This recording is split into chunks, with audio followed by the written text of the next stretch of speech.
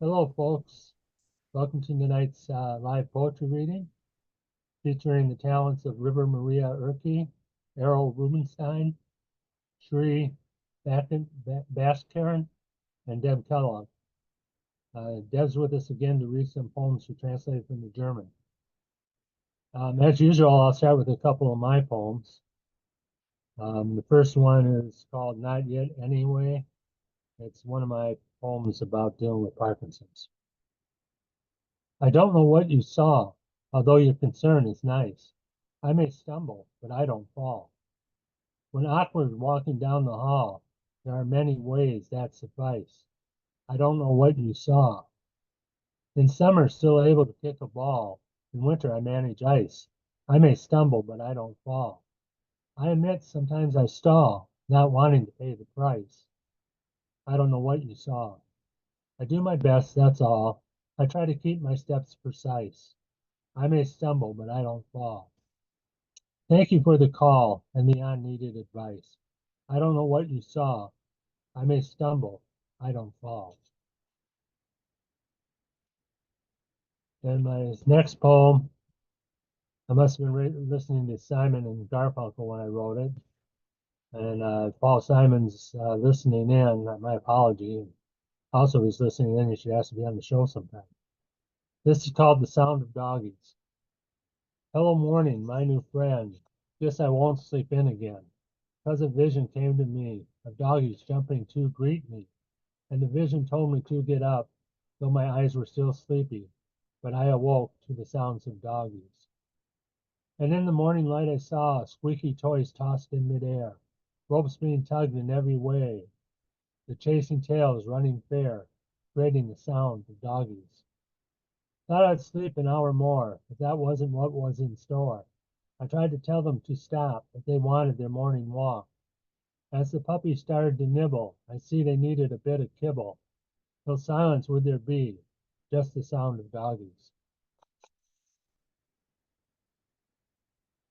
Our first reader tonight is River Maria Urke. She has the heart of a poet and the eyes of an artist. Her work reflects the principle she lives by, where imperfection is beauty, nature is appreciated, and knowledge is gold. In addition, River's work is often influenced by her battle with multiple sclerosis and Ojibwe heritage. River is a multimedia artist, poet, and writer currently residing in River Falls, Wisconsin, with her cat Nico. Her most recent publication, Still Standing, Snapshots of an MS Warrior, is a memoir told through essay and poetry. River is the host of the seasonal program Up Close, Meet the Poets Behind the Verse. Learn more about her and other publications and view art at rivermaria.org. Take it away, River. Good evening, everyone. First, a big thank you to Ron and the Minnesota Television Network for hosting this reading tonight. To begin, I would like to share with you my most recent publication, Still Standing, Snapshots of an MS Warrior. And here, can you guys see that? It's a creative memoir that consists of 23 essays and 46 poems. They're snapshots of everyday moments and pondered experiences related to my daily battle with multiple sclerosis. Still Standing is a book to educate and inspire the warrior in all of us. Here's some poems from it. Sway. I remember the way I moved through city streets, a swish to the right, a sway to the left. I would walk for miles, lost in dazzled youth, among a million thoughts weaving the streets with sway. I never thought about my steps or where I was going. There was no way to have known. I should have bottled up some sway and saved a little for later. My inner warrior. My inner warrior has the patience of a fox, the eyes of an owl, the loyalty of a wolf. She is my Wonder Woman, my MacGyver, my instinct and fight. She is everything I am, everything I wish I was. She is me. And another one, Open Fly. In a bathroom cubicle, 3x4, I fumbled in fury.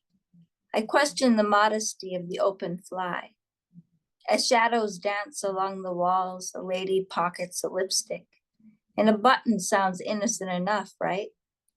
Especially next to the integrity of the stranger's eyes, peering from beneath their brows, burning a hole in my back, afraid they will be next. It all boils down to perspectives. Eventually, we all come face to face with our own trying times, testing our future steps. Today, I face the button, an innocent button, as I leaned against the wall in that cubicle, unable to fasten my pants.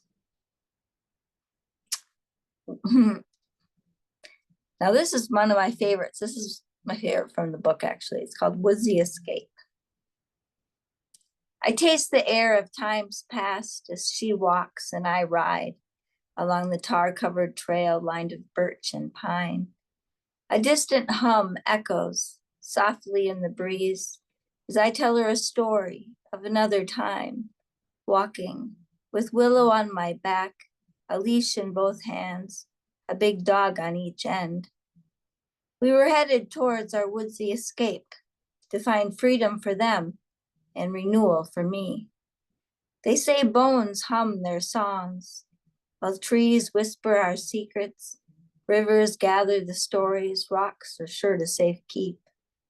Tears swell as my wheels stop on the man-made ground. These are not the woods I know. I am not the same woman anymore.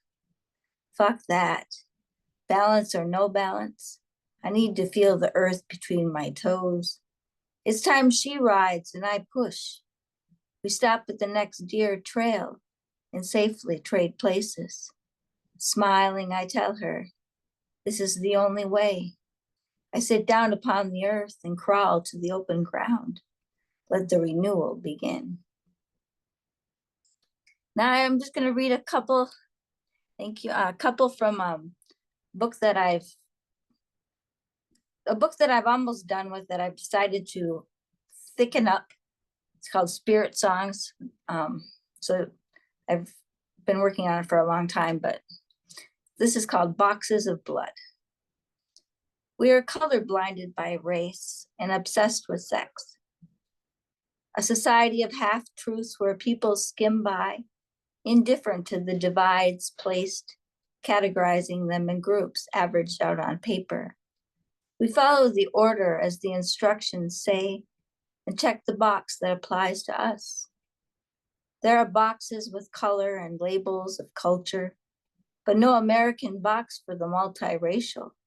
No box for my blood, a mix of races and cultures. No box for my heart's first choice. But still, check a box. The label you were marked at birth. I check white, but sometimes not.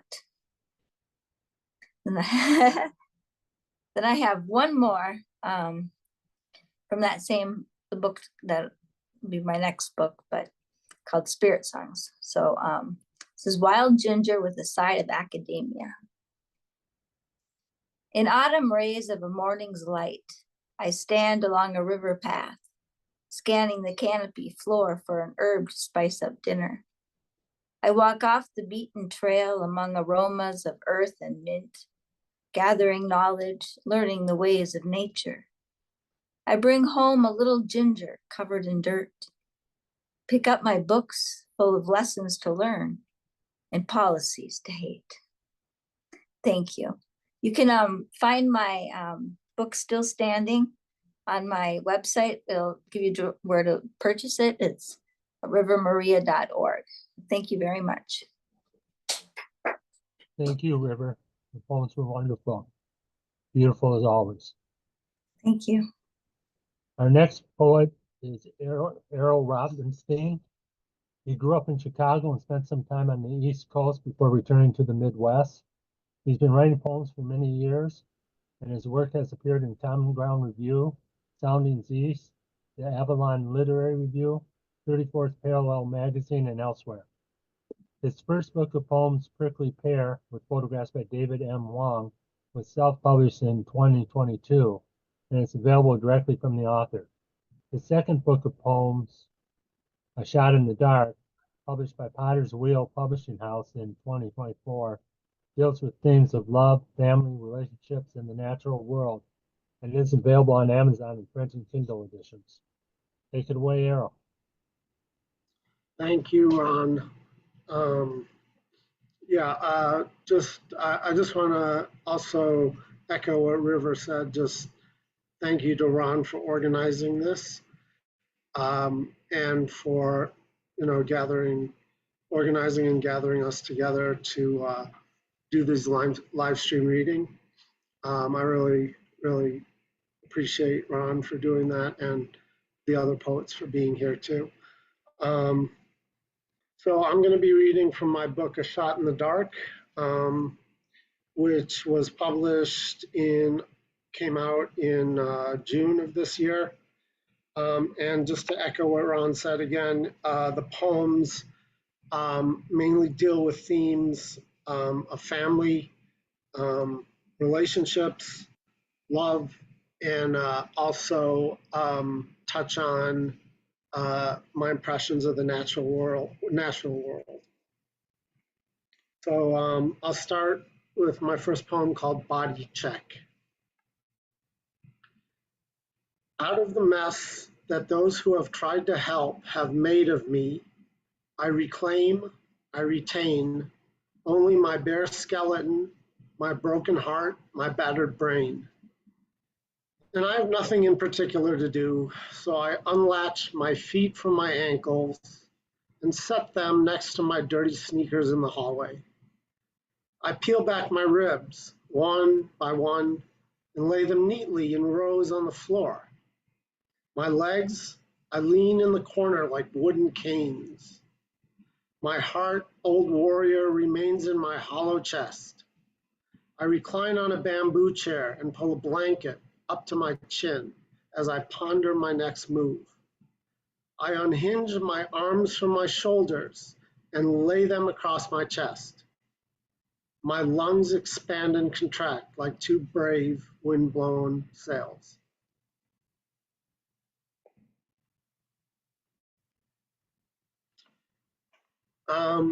This next one is called Night Sky with Implications. The sun set long ago. Light is gone now from the window at the back of the house. The moon shines upon the spaces where light has gone out. Today I miss no one. Tomorrow I may mourn. Your love, for the moment, is all I need. Let's make a hole in the sky and disappear. Behold the star, behold the moon, a door is open. A light is shining through it. I am tired enough for anything. There is stasis. I can only see to the horizon and not beyond it. And yet I am the horizon itself. I am that line one cannot see beyond. And I often feel that I am nothing at all. And you are nothing at all. But I am what you have given me. The blooming, the being, the becoming. We are no longer empty. Now I have found you. Words are feathers on the wing, salt in the mind, water in the glass. Between the coming and going is the infinity of sky.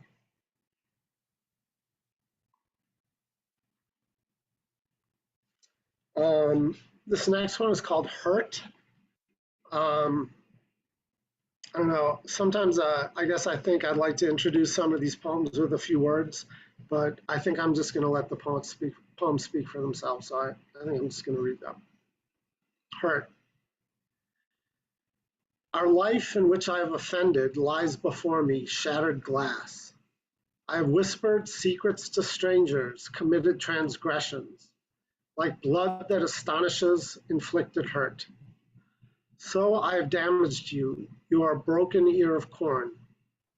Moments, minutes, hours, days, months have passed, and I cannot put my foot back into that river that brought us here. You give me things to do. I do them. This helps, you say. So we live parallel lives, and I will try to be happy under your color. Would you hold my hand while I told you lies? Would you stand with me if I showed you my naked fear? And yet there is hope. For tonight, signing off with you on the phone, I said I love you, and like a star newly born, like the sun lighting a new day, you said the same. This is the arrow hitting the center of the target.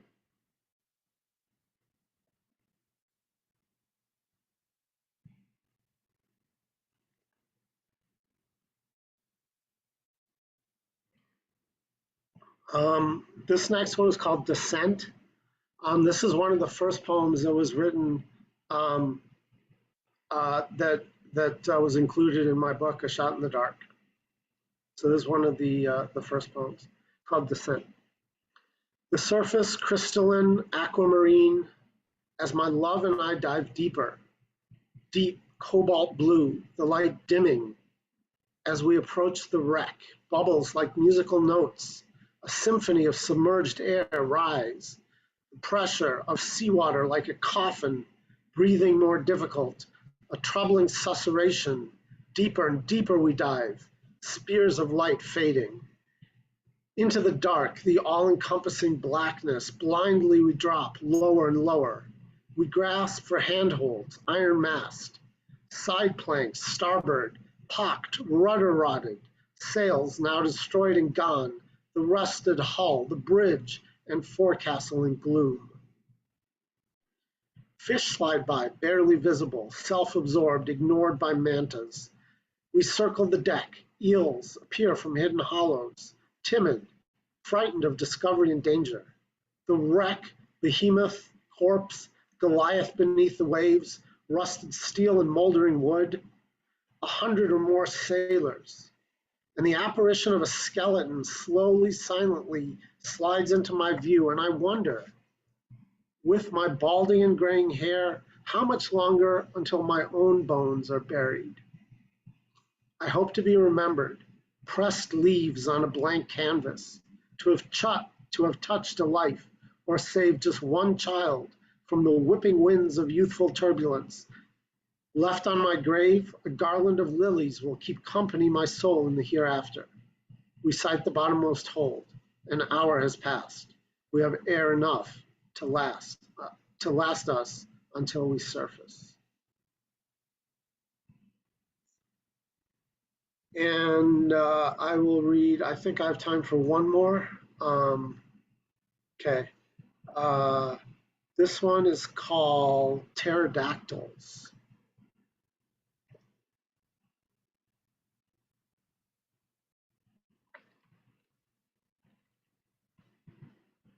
And it's about my son. A fitness room. Shadows on the walls are pterodactyls in flight. Exercise bands on a rack. Blank television reflects pumping arms pacing the treadmill. Then dinner, oatmeal and berries, blue and bumpy. For a few hours, time stretches out like a taut muscle. Blue balconies stacked like cards. A rectangle of trees at the edge of my vision, a commotion of birds, twittering in turn, wheel off to perch like sentries on broken branches. The clock ticks away, last light of a tired day, sunset fades to unappeasable black. Sleep, a distant fugitive, recedes further. Visible music in the night sky, out there in the beyond, in the reaches of space, galaxies, translucent nebulae of blue pillars, stars floating. I am water. Waves move inside, dance towards shore. One follows another like obedient children. My mind rent, a tear, a flash, a spark. I feel my son, such a small boy, curled up inside me. In bed, staring blankly at the ceiling, I see patterns, the shapes of the dinosaurs my son loves, the animals he adores, the pterodactyls that soar through his skies. Thank you.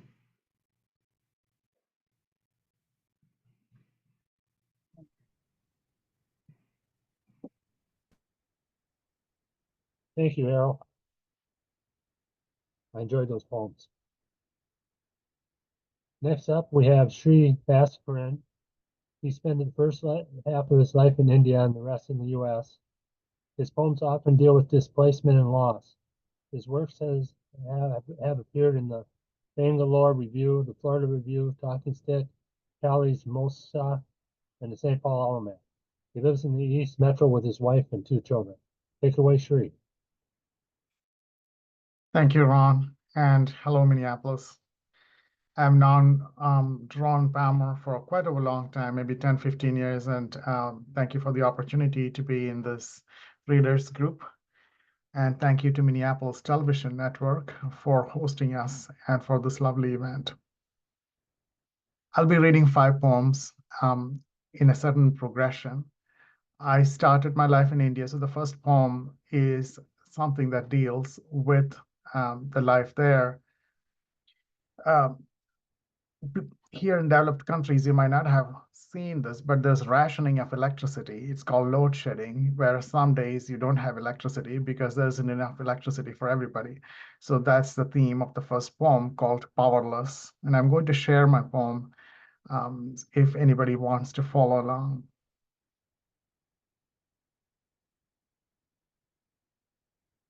Powerless.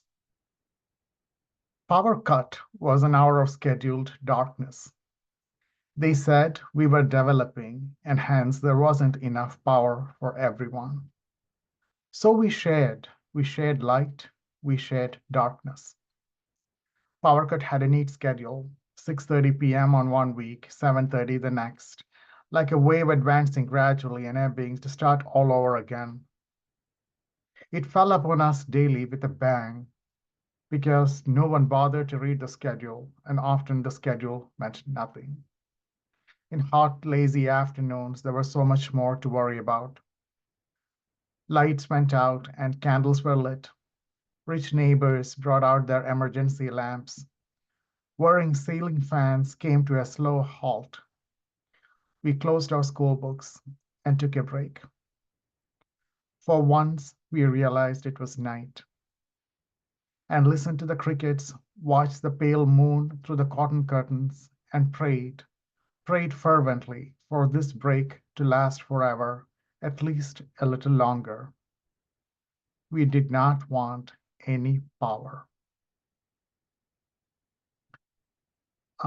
My second poem is about my adopted home, which is Minneapolis, the lovely city that I've fallen in love with, and I've raised a family here. And it's called An Ode to My Mistress.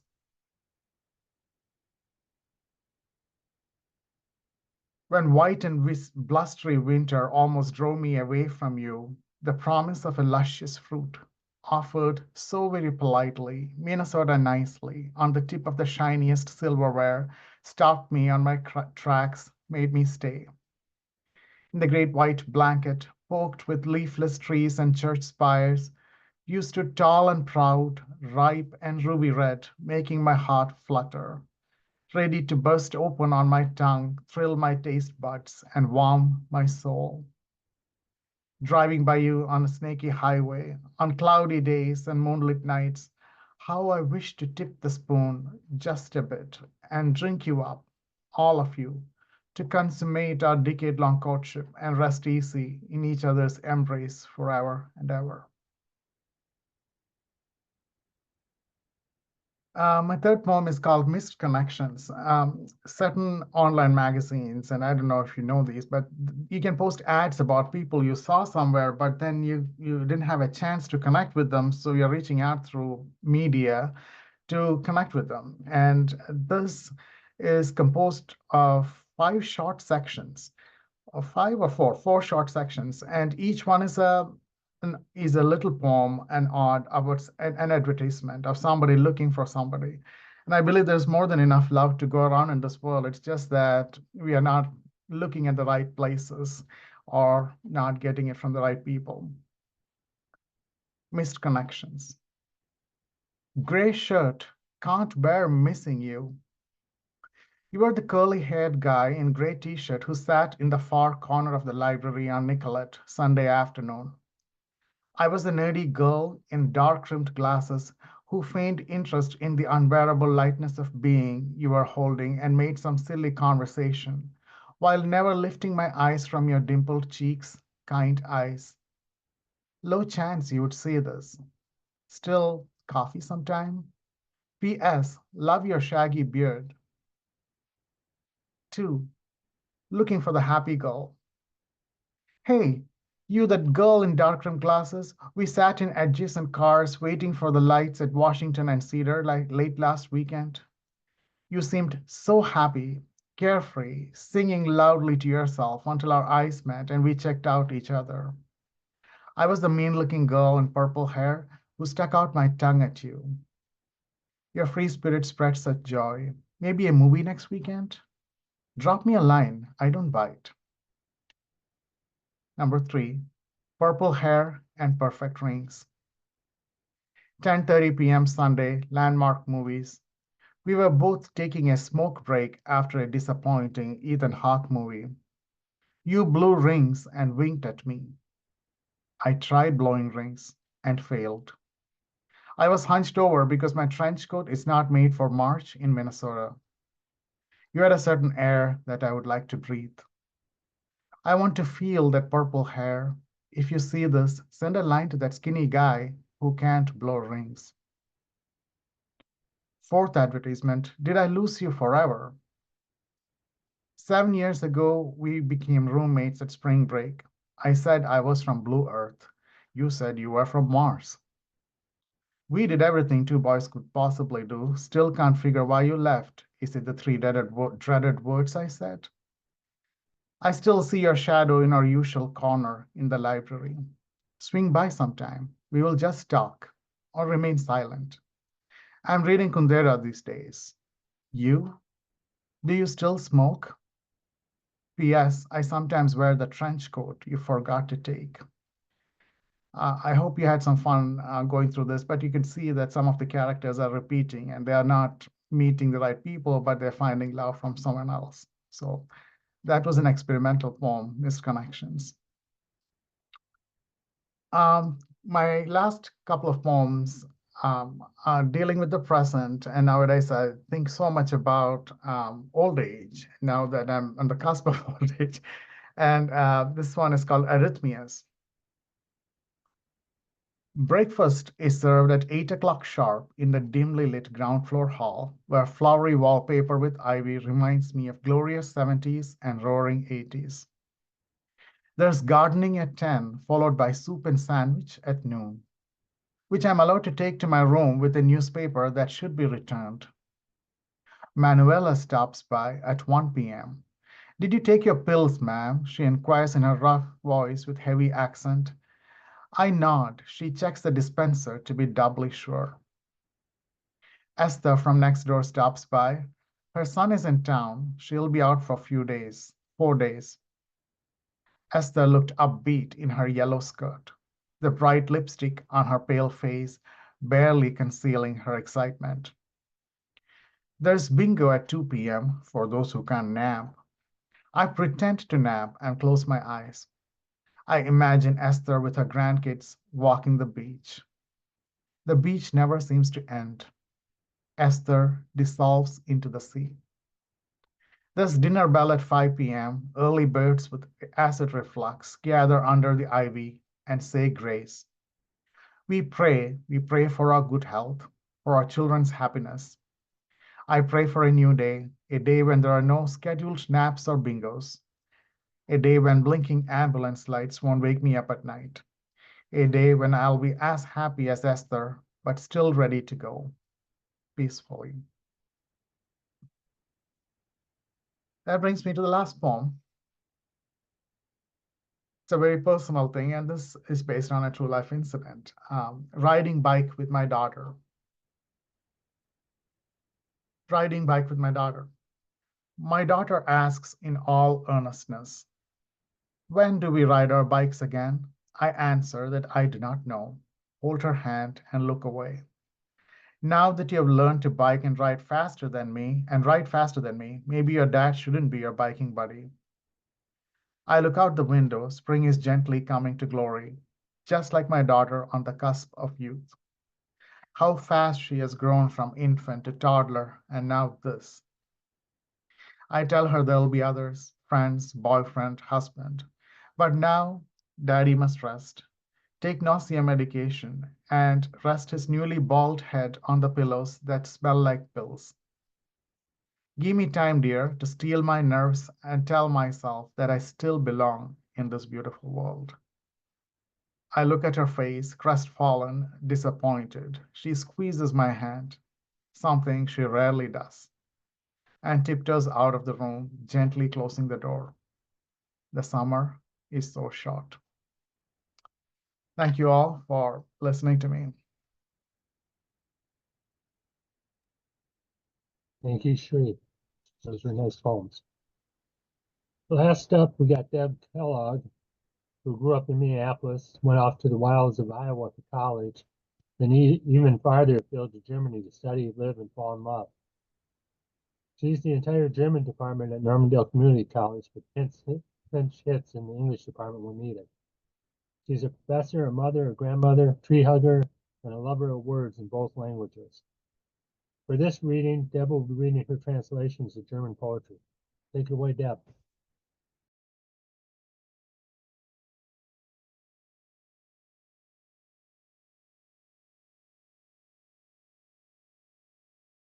Okay. Guten Abend, meine Damen und Herren. Es freut mich sehr, dass Sie alle hier sind. I'm glad everyone made it here tonight, and thank you to Minneapolis Television for this. As the previous poet did, I will be sharing the poems that I have translated. Most of these poems are well known in German, but of course are not known in English. So let me do some screen sharing here. Okay. Now, I'll be reading them first of all in German, then my English translation. Some of these don't need, I'll be reading 3 poems total. Some of these need a little clarification. 1 or 2 of them do not. Okay.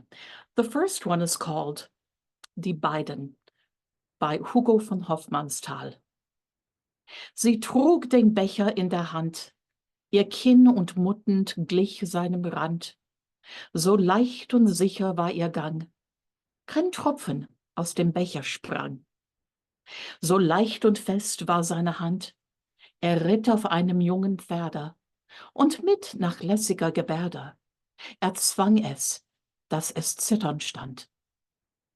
Jedoch, wenn er aus ihrer Hand den leichten Becher nehmen sollte, so war es beiden allzu schwer, denn beide bebten sie so sehr, dass keine Hand die andere fand, und dunkler Wein am Boden rollte.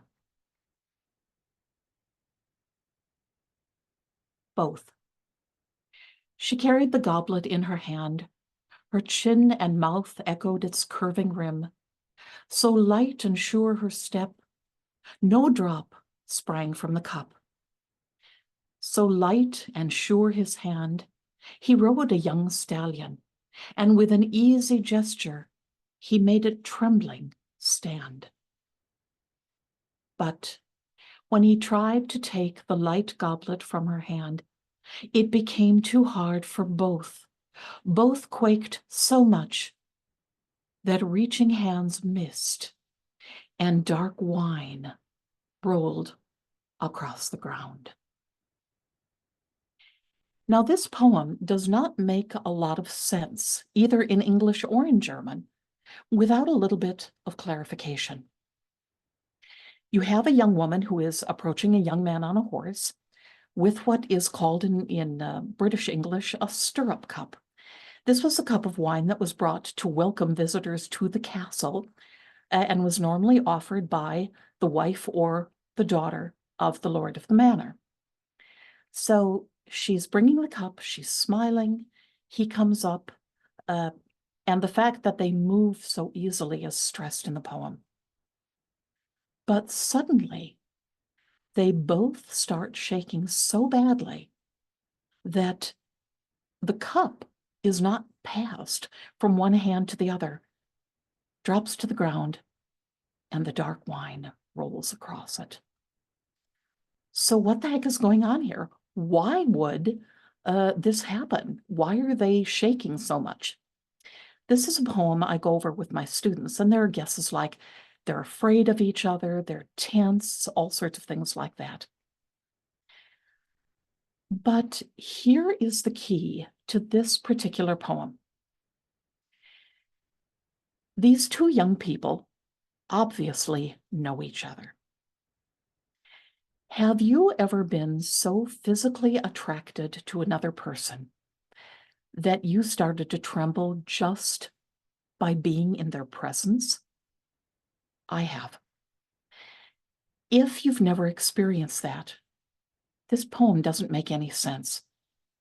If you have experienced that, no more explanation is needed. Okay, the next poem, and again, I'm reading these in German first. A little comment about German. Many people think that it is a hard and a harsh language like shattered glass, whereas French, many people claim, is much sexier, much easier on the ear. French, you say something and half of it evaporates into the air anyway.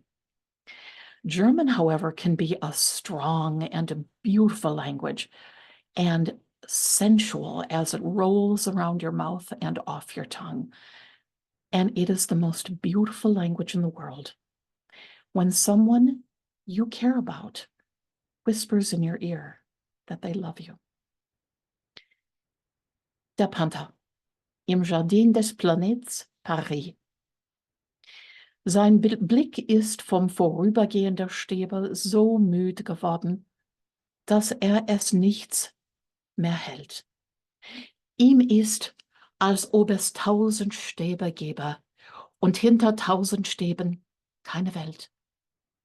Der weiche Gang geschmeidig starker Schritte, der sich im allerkleinsten Kreise dreht, ist wie ein Tanz von Kraft eine Mitte, in der betäubt ein großer Wille steht. Nur manchmal schiebt der Vorhang der Pupille sich lautlos auf. Dann geht ein Bild hinein, geht durch den Glieder angespannter Stille und hört im Herzen auf zu sein. The Panther, as seen in Jardin des Planets Zoo in Paris.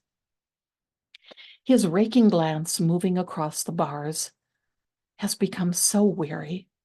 His eyes hold nothing anymore. It seems as if there are 1,000 bars, and beyond those bars, no more world exists. His supple movements hide strong strides that turn in the smallest of circles, a dance of power around a center where, stunned, a strong will lives. Occasionally, the curtain behind the pupils is silently pushed aside. A scene enters, muscles tense, unbidden, and dies in the heart. Hopefully this poem will speak for itself, but it reminds me so much of one of the great cats that I saw at Como Zoo in St. Paul when I was a child, and I hated the Como Zoo as a kid. I could feel the anguish of the animals trapped there. And the worst one was perhaps a black panther, just like this, pacing back and forth behind the bars, looking through. And when you would meet his eyes, confusion, fear, and at the very back, emptiness. The last one is a poem by Sree Bhaskaran. He is a Turkish dual citizen in Germany. And a little bit of background information here. After World War II, Germany, of course, had been bombed to rubble. But with a huge influx of money from the Marshall Plan, rebuilding began about 1950. And the entire country had to be rebuilt, basically. Well, there were not enough people in Germany to get all the construction done. So Germany turned to Southern Europe, and lots of Southern Europeans came from Spain, from Portugal, from France, from Italy, and there still were not enough people for all the jobs that needed to be filled in Germany. So Germany turned to Turkey. At this point in time, about 1950, the unemployment rate in Turkey was roughly 18%. And the idea was that Turkey would send a lot of guest workers to Germany. They would stay 3 to 5 years, send money home, and then come back to Turkey, build schools, start businesses, bring an influx of cash into the cash-strapped economy. It was supposed to be a win-win situation for Germany and for Turkey. Well, it didn't quite work out that way. Close to 1 million Turkish guest workers came to Germany to work in the construction business and other jobs. But those 3 to 5 years turned into 10, 20, and 30 years. And many men began to realize that they weren't going home. They were now living in Germany. So they imported their families, many of whom they hadn't seen for years. And this wasn't just mom and kids. This was grandma and grandpa, aunts and uncles, cousins, so the entire extended family.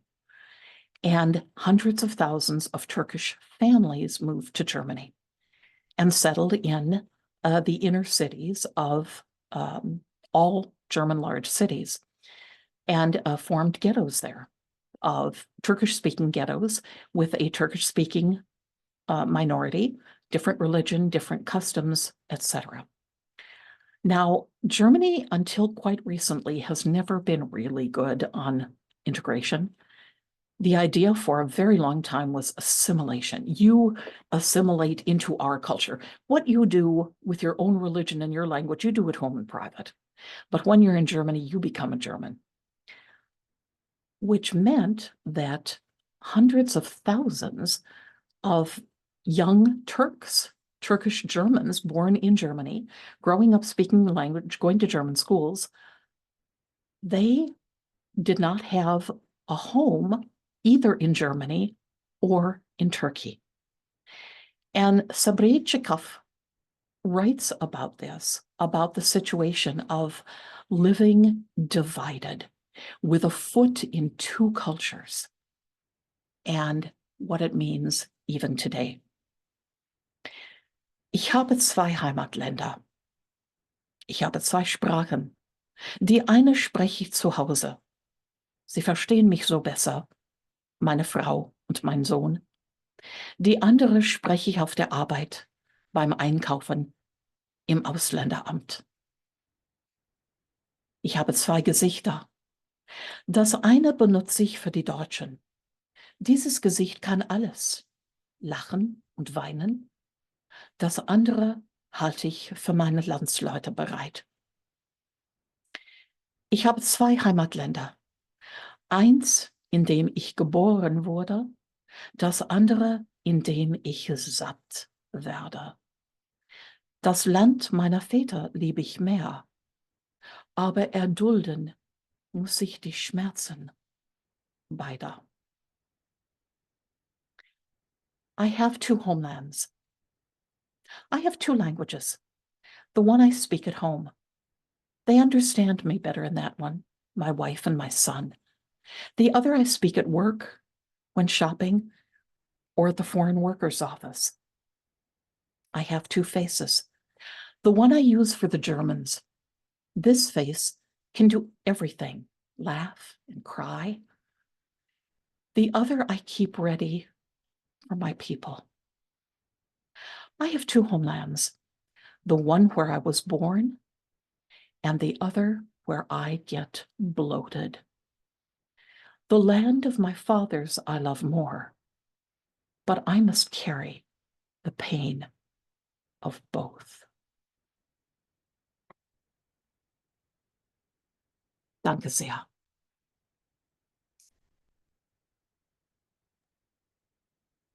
Thank you, Deb. Those were excellent. I'd like to read one more poem. This is by Sarah Teasdale. It's called The Crystal Gazer. I shall gather myself into myself again. I shall take my scattered cells and make them one, fusing them into a polished crystal ball, where I can see the moon and the flashing sun. I shall sit like a sibyl, hour after hour, intent, watching the future come and the present go, and the little shifting pictures of people rushing in restless self-importance to and fro. Thank you, poets, for reading tonight. Thank you, Valerie Lockhart and Minneapolis Television Network for bringing this on. Thank you for everyone who watched the program or who will be watching it on YouTube when it appears there. Have a wonderful evening.